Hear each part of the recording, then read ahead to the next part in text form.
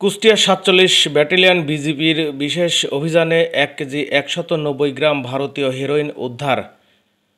Kushtia ৪৭ battalion বিজিবির অধিনায়ক lieutenant colonel মাহবুব মোর্শেদুর রহমান পিএসসির এক লিখিত প্রেস বিজ্ঞপ্তির মাধ্যমে এই তথ্য নিশ্চিত করেন।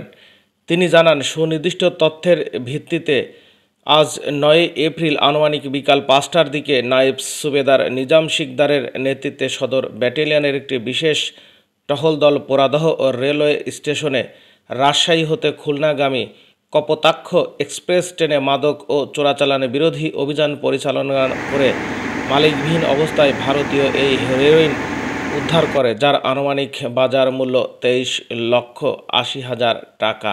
উদ্ধারকৃত মাদকের বিধি মোতাবেক পোড়াদহ রেলওয়ে স্টেশন থানায় একটি জিডি করা হয়েছে।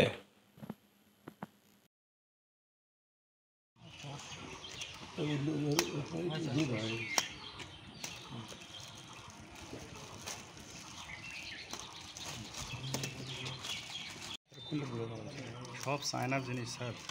হংকং